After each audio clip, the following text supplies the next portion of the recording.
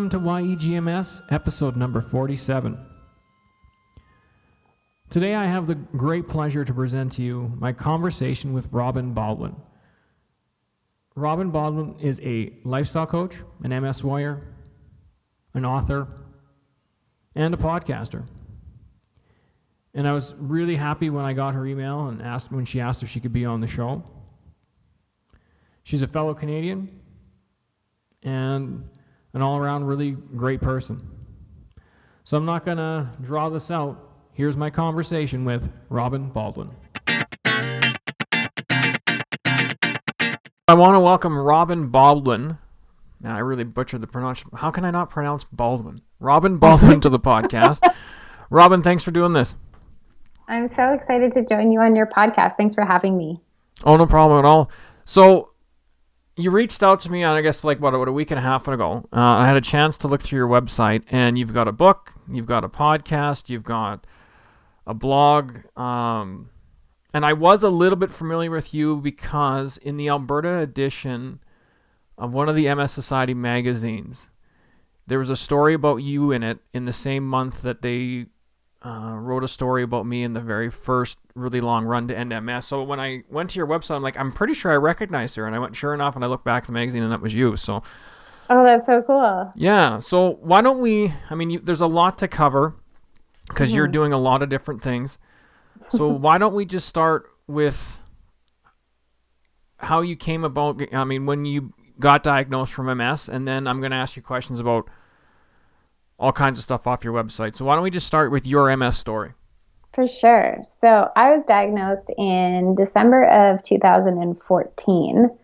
It actually happened fairly quickly for me. As I learned after my diagnosis, it's not always that way in the MS community. So over the course of a week, my fingers had started going numb and it went up my hand, arm, torso. I thought I had a pinched nerve.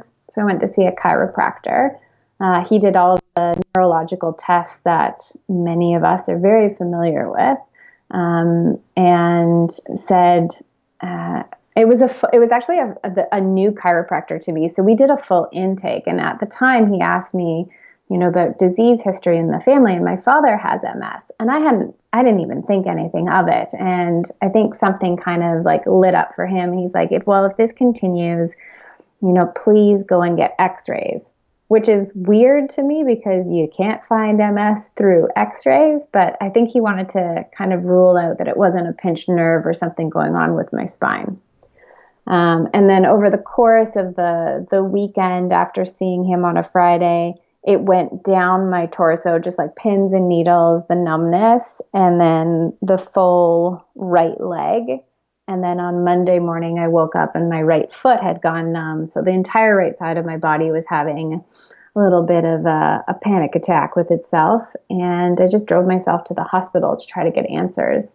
So the long and short of it is, I went in, they gave me a CAT scan. They said, nothing's wrong. Go home. If it continues, come back in a few days. And I was like, no.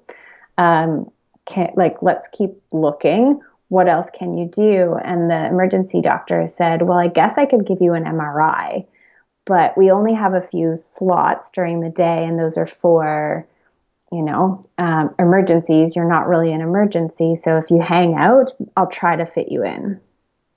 Cool. Great. I waited, I think, like another 8 hours, had my first MRI.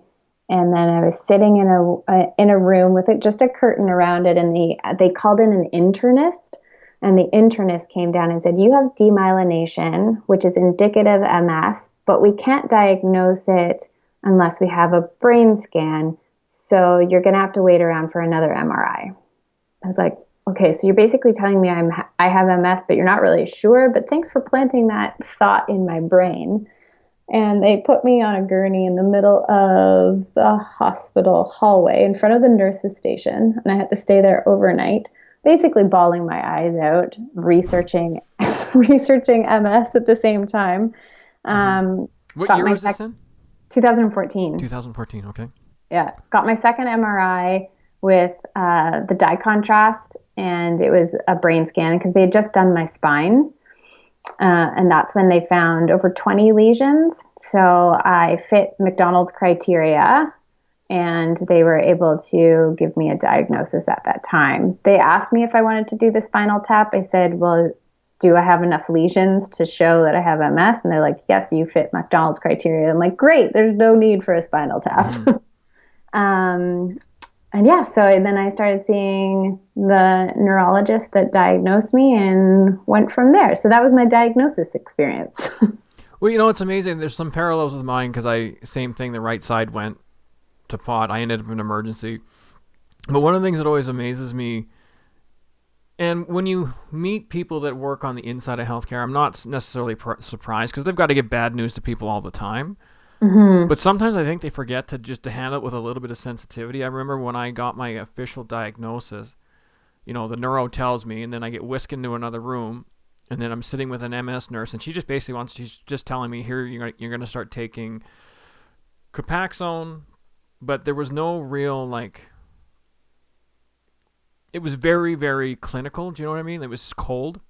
Mm-hmm. Very cold. Yeah, I understand. And you're dealing with this impact of this diagnosis and trying to understand what's my life going to be like now. And this person's looking at you just like, okay, so, you're going to inject it, once a day, and no. But then again, I mean, if you're doing that, 2 or 3 times a day for several years, you would just become numb to it, I would imagine. Yeah, it was for me, it was more so like the diagnosis wasn't confirmed and he wasn't giving me a diagnosis. He was just giving me information. But Mm. one, I'm like, most people don't talk about demyelination. Like, that's not a normal term that you throw around. So I'm like, I don't understand. And then he's like, well, basically, you have lesions on your C2, C3. I'm like, again, Yeah. not a like lesion. I'm thinking cancer at the time because I don't understand what lesion means. Like, it's just not broken down in layman's terms. Mm-hmm. And it wasn't a definitive diagnosis. And so um, I don't know if it was better that I like sat on a gurney, not sat, lay crying, trying to cover my head with the sheet so that no one could see me crying because Mm-hmm.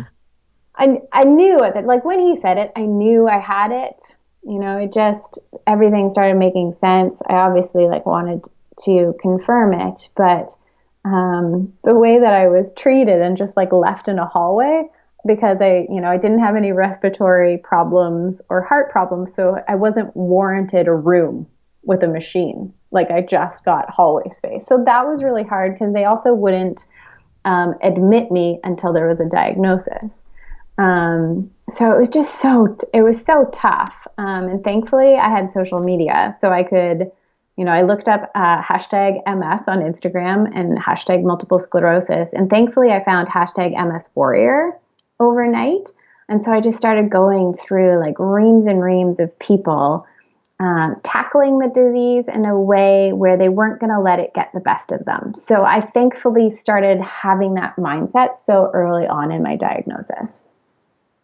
Well, I think it's important, man. For me, I got, for lack of a better way of putting it, I just got really pissed off. So I just decided that do I want to be a career patient or do I want to live my life? So, yeah. So, okay, so 2014, you get the diagnosis. How do you go from the diagnosis to all the different things that you're into right now? And we'll get to all that stuff in a minute. But how did you go from diagnosis to putting yourself out there and developing, basically your brand and what you're doing now? Yeah. So it was interesting because so after I got admitted, as I'm lying in the bed, my mom drove down from, I was living in Toronto at the time and my parents are in Ottawa where I live now, but my mom drove down immediately to be there with me. And I remember just lying in the hospital bed as I started getting the first steroid treatment. And because I already had an online personal brand, I guess I was a fitness competitor and, for lack of a better word, like a fitness blogger. I was always living life online. So I was like, oh my gosh, how am I going to tell my community that I have MS? And I was like picking the picture, like I was looking at quotes on Pinterest and I was drafting the post in my head.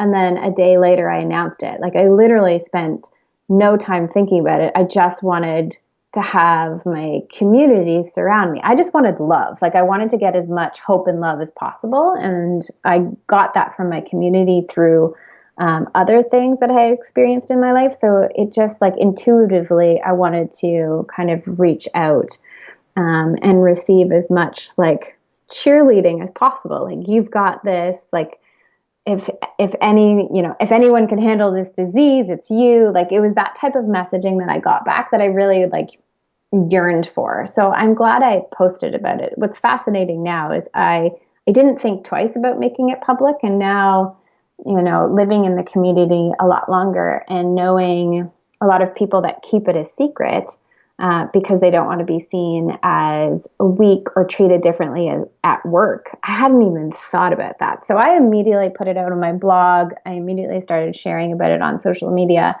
And I just started sharing my, what I call a health journey on my blog. So I would share about appointments I was going to, different holistic treatments I was trying. And I was just documenting everything. And for me, it was really a way of journaling, which is kind of how my blog started in the beginning from a fitness journey perspective.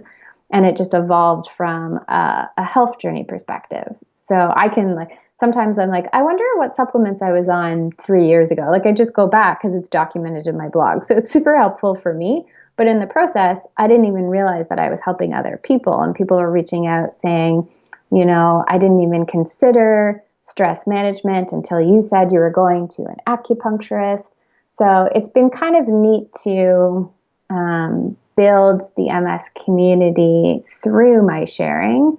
Because I absolutely love surrounding myself with people who have similar mindsets and can share tips and tricks. Like that's what's been really cool about building the personal brand with MS. And I was an obstacle course racer at the time, and I was determined to not do any, I didn't want to forsake any of the races that I had already signed up for. I had already signed up for 15 by November of 2014, and I was diagnosed in December, and I was like, crap, I've got a whole lot of races that I need to do. And I only really had about 3 weeks where the steroid treatment really got the best of me. And by the end of January, I was training again. I had been cleared by doctors, and I was like, okay, I am going to show MS who's boss. And I did 20 races that year. Side note, developed adrenal fatigue from that, but that's a whole other overachiever story. Because I remember posting pictures MS stands for mighty strong. I just wanted to show MS who was boss. Which I'm learning that MS is I call it my sidekick now, teaching me how to treat myself differently. And definitely learned that as I tried to overachieve my healing, and have definitely kind of taken a step back in recent years. But yeah, so that's how the blog eventually kind of adapted from pure fitness to health and lifestyle. And then I launched a podcast in 2016. It's around my personal brand, around being an alpha female. But the main goal is to talk to ambitious women about how they take care of themselves. Before you go further here, yeah, for sure. Can you maybe describe for the listeners what you mean by alpha female? I mean, I read through your website, and I really like the state of mind, but I think it's important to while you're talking about, to maybe take a step back and explain what you mean by an alpha female. Mm-hmm. So I had been nicknamed an alpha female by a coworker a really long time ago. And the blog had always been called, an alpha female blog. And I remember, okay, so this is how it ties in with MS. I remember a hate thread being started online about me. And one of the comments was, what gives her the right to call herself an alpha female? And I said, very good point. What does give me the right? It's just a nickname I've had. So I created a definition around it. And that's how the podcast was actually born. So an alpha female is an assertive and ambitious woman who goes after her goals. But she's an intellectual and intelligent problem solver. She always puts herself first because she deserves self-care and self-love. And she simply picks her priorities. And if that's, 90% work one day, 10% life, it doesn't matter because it's not about balance, but it's about simply going after your goals, but being happy and healthy at the same time. So in the back of my mind, I'm creating this podcast about this ambitious female, but there's a huge focus on taking care of yourself because that's my mission in life, is to teach people how to have proactive health, whether or not you have an autoimmune disease diagnosis or not. I'm also in the back of my head trying to prevent people from developing autoimmune disease in the future without really talking about it, because nobody wants to talk about a disease that they don't have. But this is my way of kind of putting a proactive health message out into the world. So yeah, that's how the podcast was born, and it's been going strong for 2016, 17, 18, this is my 4th year recording now. So it's been a lot of really amazing conversations with other alpha females. And people listening, if they want to check it out, they can find it on iTunes, like anywhere they would find a podcast. You've got it listed. Yeah, for sure. Now, one other thing I want to mention, I was just reading through your website. I noticed that you met the love of your life post-diagnosis. Mm-hmm. And the reason why I want to ask you, that's similar to me. I was diagnosed in 2007, and I met my wife in 2009. So maybe just talk a little about that, because I know for myself, I was scared out of my mind when I met my wife, Andrea. We went on probably 5 or 6 dates before I told her. But I remember telling her that I thought, you know what, I'm going to tell her, and if she doesn't bolt for the door, then, then, because I knew pretty early on that she was, I knew within the first hour of knowing her that was it for me. But maybe just talk about that, because I know for a lot of us, when post-diagnosis, if you're still single, it's it can become an obstacle and become intimidating. So maybe just highlight your story about that. Yeah, for sure. Have you shared on your podcast what her reaction was when you told her? We're almost 50 episodes in, and I started 4 years ago, so I'm sure I've probably mentioned it at some point. Yeah. But I can say her reaction was, it was just like it wasn't a big deal. It was never, it was just like, okay. And that was it. That's so good. Yeah. So, okay, let me take a step back. So I was actually dating someone at the time of my diagnosis. And I remember texting him the day that I drove myself to the hospital saying, hey, that numb tingling I was feeling, it's the whole right side of my body. I'm super worried. I'm just going to go to the hospital. And he's like, okay, let me know. Let me know how it goes. And I was like, okay. And after 8 hours in the hospital, I'm still here. He's like, oh, okay. And he didn't come and see me once, didn't even ask if he wanted, if I wanted company. It was super weird. I was like, this is just odd. And I remember texting him the diagnosis because he wasn't picking up the phone. And then a few weeks later, he broke up with me saying he couldn't be with someone that would potentially be in a wheelchair. Wow. And so when I started dating again, I literally just that little experience. I say little because I hadn't been dating him for very long, but I was shown that my disease potentially meant disability in the future, and someone wouldn't want to be with me because of that. So I was terrified to start dating again, and I remember going out on a few dates. And I was just like, do I tell them first date, second date? I literally, I would be sitting there listening to them at a dinner or coffee date. And I'd be like, do I tell them now? I was just obsessing over it in my head. So I decided to stop dating, and just kind of left it as that. I was like, let me put myself first. Let me start taking care of myself and just figuring out how to live with MS instead of date. I'll just put myself first for once. And I eventually started dating a guy that I trained with at the gym that I was training for obstacle course races, and we ended up in a friendship that developed into more over the course of the year. And that was coming to an end at the end of that year, so the year after my diagnosis. And I went home to Ottawa for Thanksgiving weekend, and there was an obstacle course racing gym that had just opened up. And I was like, okay, cool. Like, I've got obstacle course racing championships in a few weeks. So like, let me go and just get my workout in there. And so I talk about how I walked into the gym and all I heard was someone yell, "Havoc incoming." And this huge German Shepherd, part Husky, like, was just barreling towards me. And that is our eldest dog. And so I met Havoc first and fell in love with the dog. And then I looked up and I saw Mike, who is now my husband.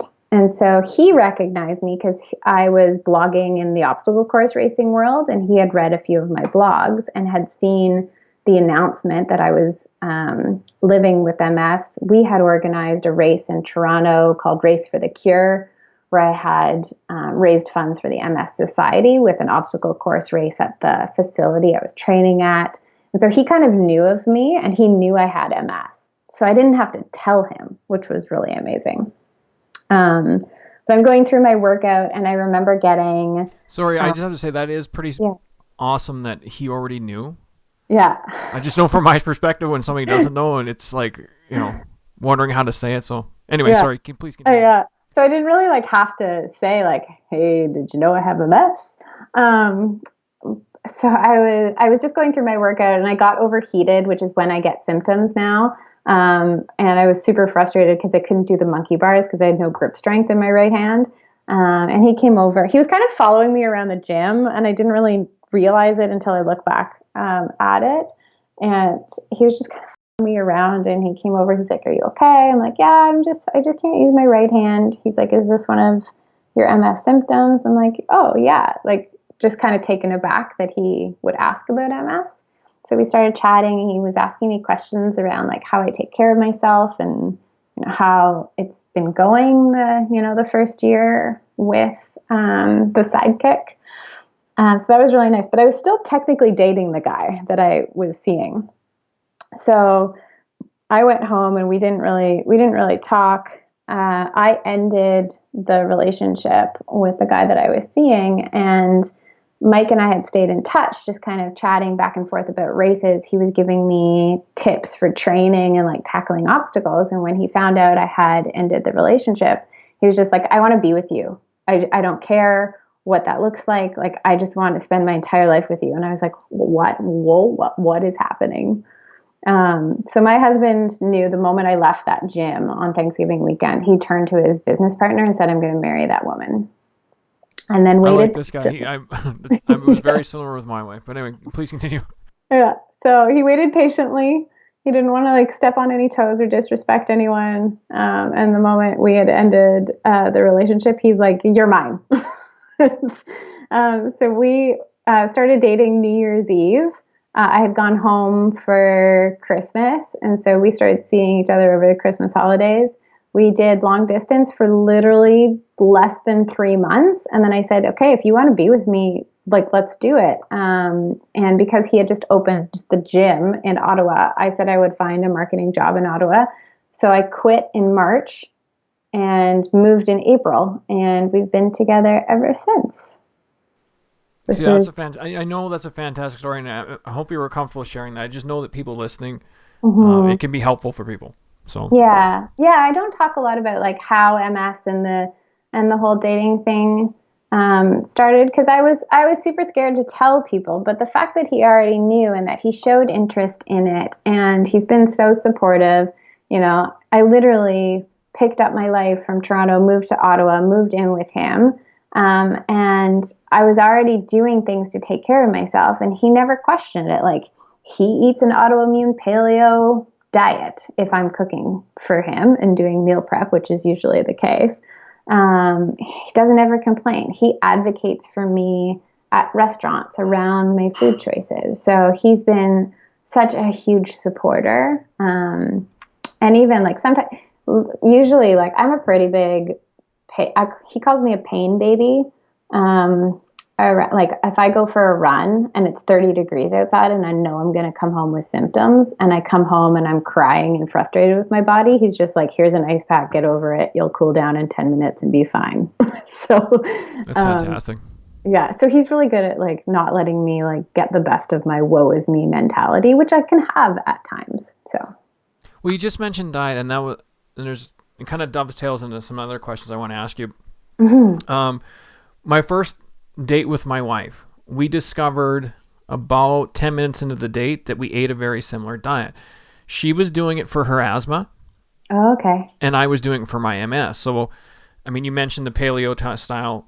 In around 2 or 3 months after I got diagnosed in 2007, I'd come across Dr. Lauren Cordain's paper that kind of Okay. kickstarted the whole paleo thing.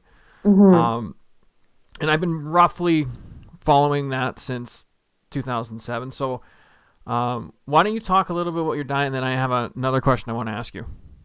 So my journey was after I announced it online, I got bombarded with advice and opinions. And I think I wrote a blog post about like the four different types of people you'll meet. Those that will say, like, oh, I'm so sorry this happened to you. Those that will immediately send you articles to read, books to read. Those that just ask you simply, like, what can I do? Like, what do you need? Something practical. Like, can I do your groceries for you or your laundry? Like, what will help you most? And then there's the people that will try to sell you snake oil. Mm-hmm. Um, and so I think it's really, really hard. The group of people that send you advice and articles to read because it's super overwhelming. But that's where a lot of my education and research jumped off of.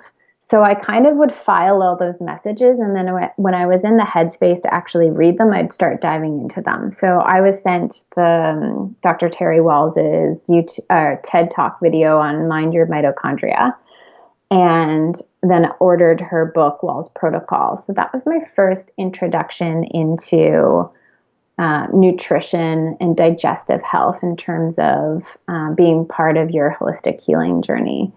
And I'm a reader, so at the time I was working for Rakuten Kobo, so thankfully I got a lot of ebooks for free. And I downloaded the Autoimmune Solution by Amy Myers just simply by like Googling autoimmune disease books. And so those were my first two books that I read right out of the gate. And I started on the Well's Protocol, but got super overwhelmed with the amount of green vegetables needed to eat every day. And after reading the Autoimmune Solution, I started understanding that there was more kind of building blocks of health that would potentially support my body to have a better quality of life. And from there, I discovered the autoimmune paleo protocol through the autoimmune wellness ladies, Mickey Trescott and Angie Alt, who have, autoimmunewellness.com. And I used their website from the get-go for an elimination diet. So after Well's Protocol was a little too overwhelming for me, I looked at what an elimination diet was for the autoimmune paleo protocol, and I said, okay, this is something that I think I can do. Let me try it for 30 days. I also was obsessed with just like gaining all of this knowledge and working with different healthcare practitioners. So I remember doing an online consultation with a registered holistic nutritionist who lives with MS. And she introduced me the concept of leaky gut and how that may have been a contributing factor to me developing the disease.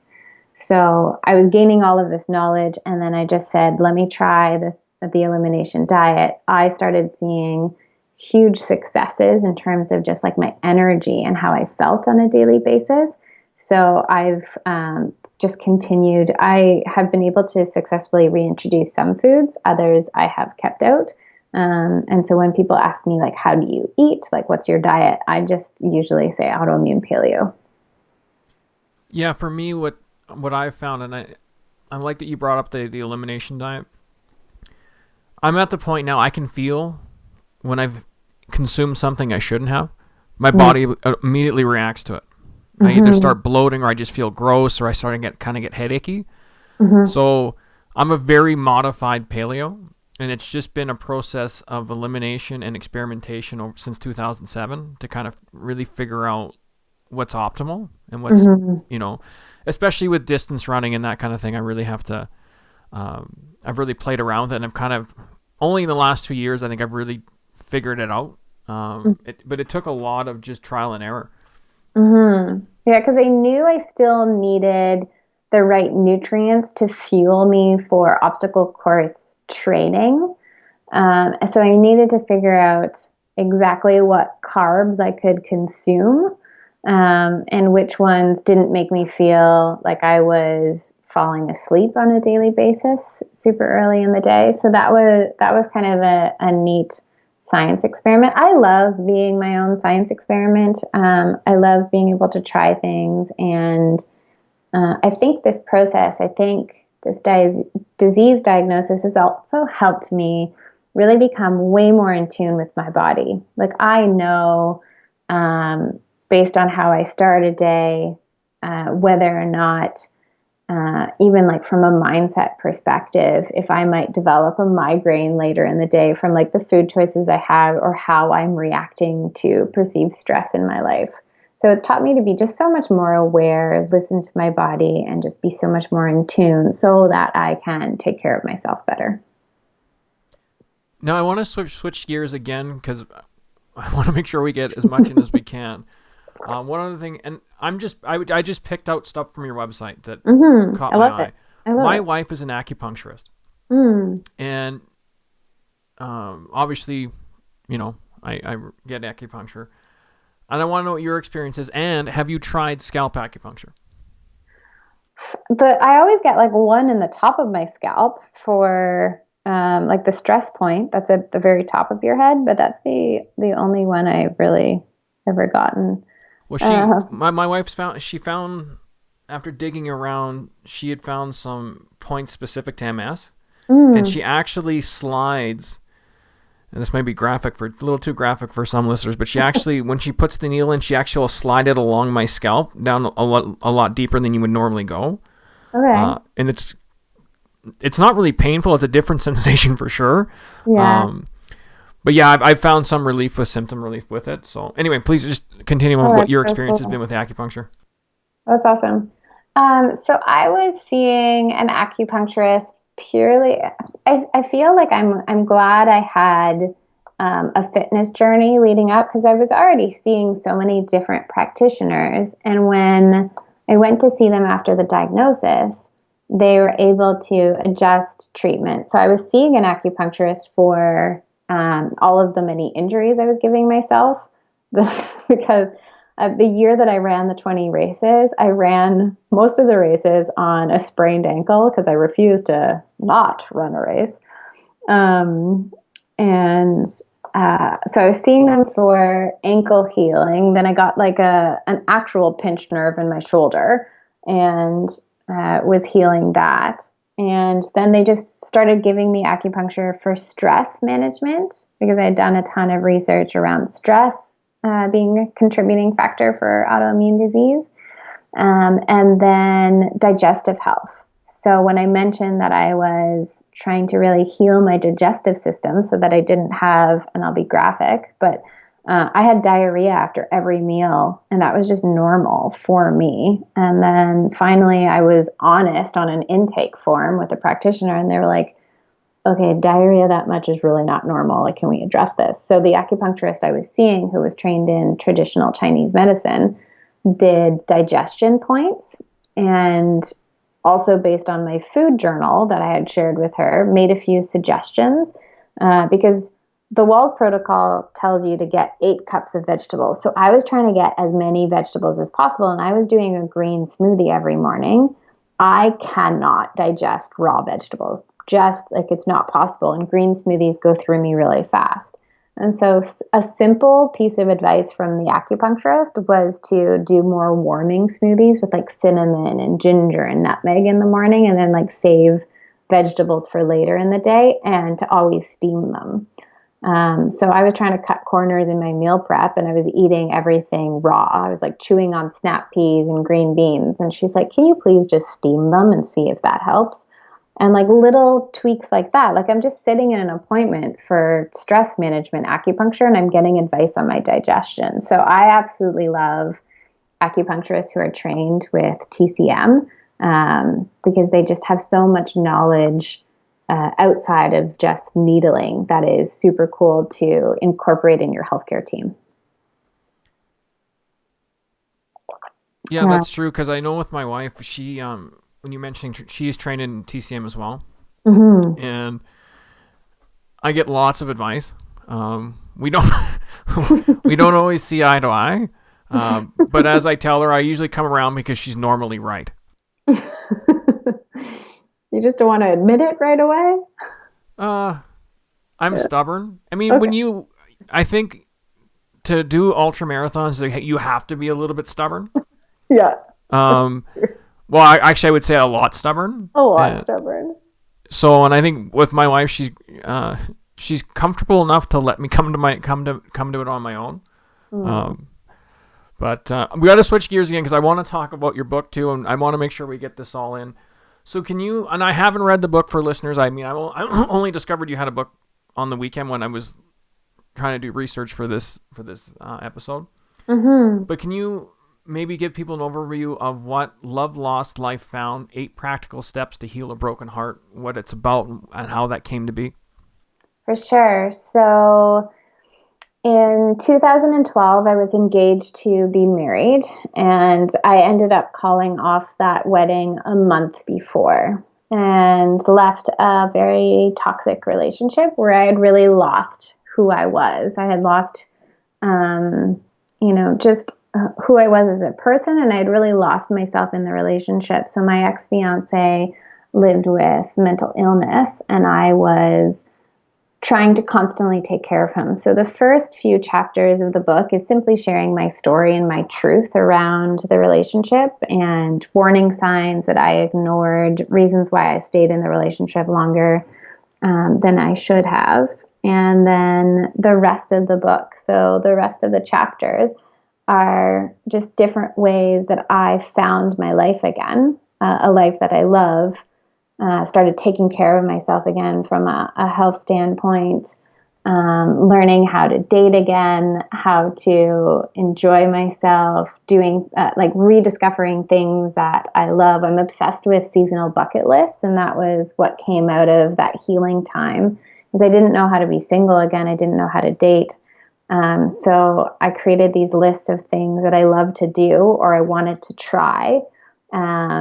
And I would, share them with friends, or I would go do things on my own, and it became a dating tactic. I would hand my like summer bucket list to a guy, and I'd be like, pick something off the list for our date. And that way, like dates were always really fun, even if it didn't work out. Now the seasonal bucket list has obviously evolved with my husband. So like we're creating bucket lists together, or I'm still doing things on my own or with friends or with my husband. So that's something that came out of the healing process. But I wrote the book because I discovered after my diagnosis, so diagnosed in 2014, I was already writing the book at that time, and I published it in 2016. And in 2014, after I was diagnosed, someone suggested the book When the Body Says No by Gabor Mate, I believe is the author. And he's a doctor on the West Coast. And he wrote the book basically, I don't know if you've read it. No, I haven't. He qualitatively and like quantitatively groups his patients together, and there's basically a chapter on different diseases. And the MS chapter, if I can summarize, and I hope I do it justice, talked about how a lot of his MS patients were A-type overachievers, didn't really know how to experience their feelings. So like hands up if you like bottle your emotions. I'm raising both my hands. I'm raising my feet too. And had gone through a toxic relationship in the past. And I remember, so this is when Periscope was really popular, and I was Periscoping every single morning. I was just like learning how to be on video. I was having a super fun time. I was sharing things that I was going through. And I remember doing a Periscope, and I shared that I just finished reading the chapter on MS.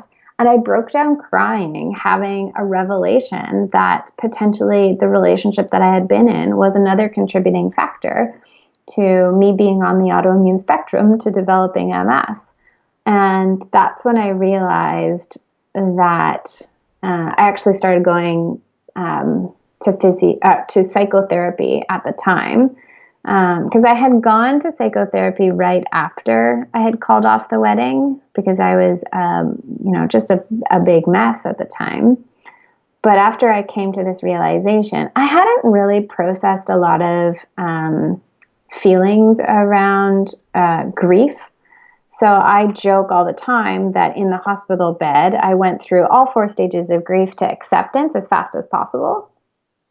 And it didn't really go through anger, sadness, or whatnot. So I went back to therapy as I was, finishing up the book and had come to this revelation, just to understand, and also give myself a little grace, because when you do all this research and start learning how to take care of yourself differently, I was really hard on myself. Like, why didn't you do this sooner? If you had just cut out gluten and dairy so much earlier, maybe you never would have developed the disease. Like, I had some of the worst self-talk ever.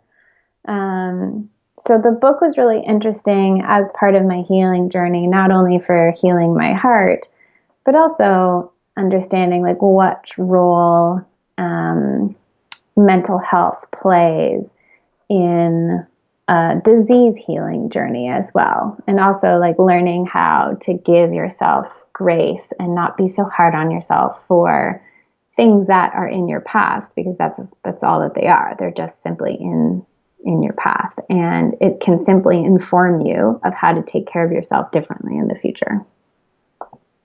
That's awesome. Now we have about 8.5 minutes left.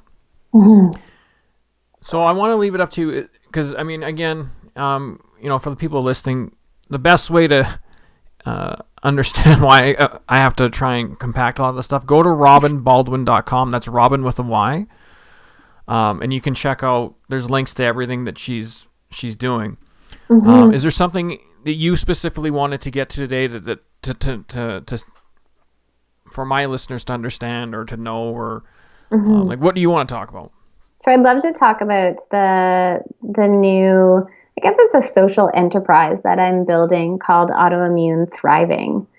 So I started an Instagram earlier this year. I had already secured Autoimmune Thriving, like the URL and the Instagram handle, a few years ago. But I didn't feel ready to really kind of sit in this space because I've been building everything under Robyn Baldwin. But I have a lot of people in my community with autoimmune disease, but I don't talk about it a lot. And I've just been called to talk about it a little bit more. So my mission is to empower those living with an autoimmune sidekick to thrive and not just survive. Because I truly believe that and Chris Carr, who is an author of Crazy Sexy, I think it's called Crazy Sexy Cancer, she talks about how it's our responsibility to participate in our wellness and not just our illness. And that's really kind of stuck with me over the years. So it's really 3 pillars. I got my yoga teacher certification in February. My husband, that was my wedding present, was to send me to Bali to get my yoga training because I wouldn't have ever done it for myself. And when I came back for Bali, I was trying to think about how I can serve the autoimmune community differently. So I have, my online blog where people have been reading about how to take care of themselves differently, but I crave community. And so I created a retreat in May, and I'm hoping to repeat these probably like 2 or 3 times a year, where I offer restorative yoga. I bring in guest speakers from different healing modalities. And then I feed everyone a really, really fancy autoimmune paleo meal. So that's kind of the first pillar. And then the second one that I'm building is an online program for those that are newly diagnosed. So I was trying to figure out, well, like, what problem can I solve in the world? And I'm really good at organizing information and presenting it in an easy to understand way. And I'm a project manager in my full-time job. I work for a marketing agency as an account director. So I'm constantly like organizing projects. And technically, that's what I did with my healing. Like I mapped it all out, and I was just like, okay, you're gonna work on this building block of nutrition this month, and then next month you're gonna tackle stress. And so I want to be able to do that for people in a way that they can kind of take it, and it's a choose your own adventure. So they take all of the information and then they say, okay, based on what you've presented with nutrition, I'm going to tackle nutrition to start. And then when they're ready to tackle stress management, they'll work on that part. And so that's launching in August. I'm really excited to launch it on August 7th. I'm opening, I guess, the cart, so to say. And then the third pillar, which is part of both of them, is any yoga retreat I host or the online program that I'm launching, I'm always going to take a portion of the proceeds and put it in this treatment fund. So that's the language that I'm calling it right now. I haven't completely figured it out, but it's this treatment fund that I'm making available to people in the autoimmune community who may not have benefits. This is, from a Canadian perspective, may not have a benefit plan, or they may be simply struggling financially. And so I want to have this fund that is available for those with an autoimmune disease that they can, ask for some of the proceeds from the sale of either the retreat or the online program, and they can put it towards their healing. Because trying to heal yourself from a holistic perspective, in addition to anything conventional you're doing, can be really expensive. And I'll use an example. Like in Canada, if you have a benefit program, you may only have, say, $500 to put towards acupuncture. And that may be, maybe 5 or 6 appointments throughout the year. So if you're going monthly, you're only able to go see someone for 6 months. And then you kind of have to either stretch it out or you don't see a practitioner. So I'd really be able to take these funds and make them available to people that really need them. So I don't know how that's going to look yet. From the first yoga retreat, I put enough proceeds aside from the profits to pay for somebody to get a massage with a local Ottawa massage therapist. And I have yet to have someone raise their hand and say, I would like that money. So I've posted on social media. There's an autoimmune paleo group that I'm a part of. And I've even put it in there saying if you've already maxed out your benefits for the year, you don't have benefits, please raise your hand or DM me privately, because I guess the only thing that I'm struggling with is there may be some, people don't like raising their hand and saying I need help financially. So that may be my struggle, but this is my mission. I truly want to serve the autoimmune community this way. That's amazing. Yeah, that was a lot. Okay, well, we've got 2.5 minutes left. And I just realized, would you consider being on the podcast again? And there's a reason why I'm asking. I would love to. You don't have to. Okay, because I'm actually going to be in Ottawa. Okay. Near the end of August or the beginning of September for my day job. Okay. As soon as I get those dates, I'll let you know. Because it would be nice to do a live one. Well, I guess this is live, but I mean, actually, so we can actually talk face to face rather than over Skype. Yeah, for sure. Yeah. So if you're into that, I will. As soon as I get that figured out when I'm going to be there, I will let you know. Now, as we wind this up, where can people find you? Because you've got all the social media. So is it one name that you use for all? Yeah, so it's super easy to find me on robynbaldwin.com, which you already said, Robyn with a Y, Baldwin like the Baldwin brothers. And then there's a link to the Autoimmune Thriving program there, so people can navigate there if they're curious about that. There's a link to the book, and then all of my social media platforms are linked there as well. Yeah, what would be cool if we could do it, if we could pull this off? And I'll have to figure if I can figure out the technical part of it. Is if we could do a a short run down the Rideau Canal and do the podcast while we were running. I don't know how that would sound though if we can pull that off, but I'll see what I can figure out. Do you imagine someone like tunes into the podcast for the first time they haven't heard before and they're like, why are they heavy breathing like that? Like, this is weird. I actually did one last summer where I was kayaking in a lake. Yeah. And you can hear the paddling. Okay. It wasn't the best audio I ever produced because I didn't consider wind. Okay. Yeah. So it took forever for me to try and get the wind noise out as much as possible so you could actually hear what I was saying. So yeah. I'm always trying different stuff just because for me this is just a hobby, like doing the podcast. So yeah, that's so much. I'm now going to practice talking while running, and people in my neighborhood are going to think I'm crazy. Well, I take people on runs with me all the time because they're like, I want to run with you, and I can't understand for the life of me why anyone would want to run with me. Like I guess I sort of understand it, but it's not like I'm a fast runner or like a world-class runner by any stretch of the imagination.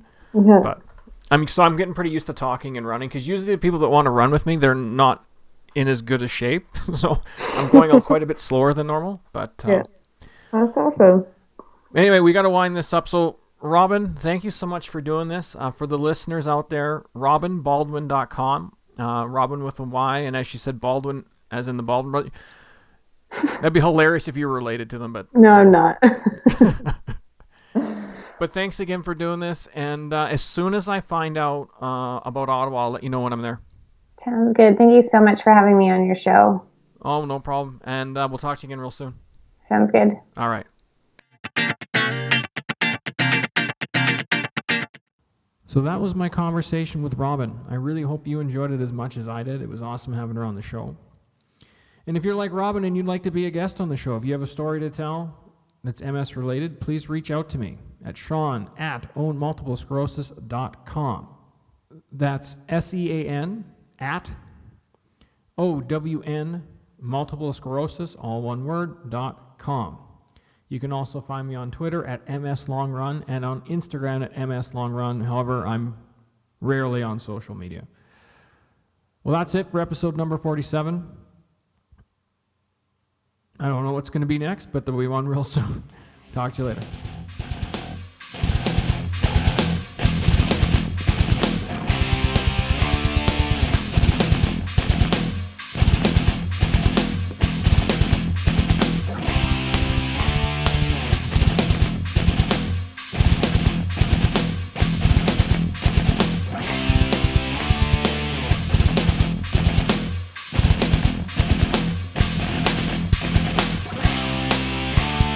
I'm a 7,000-year-old Chinese priest from Budapest.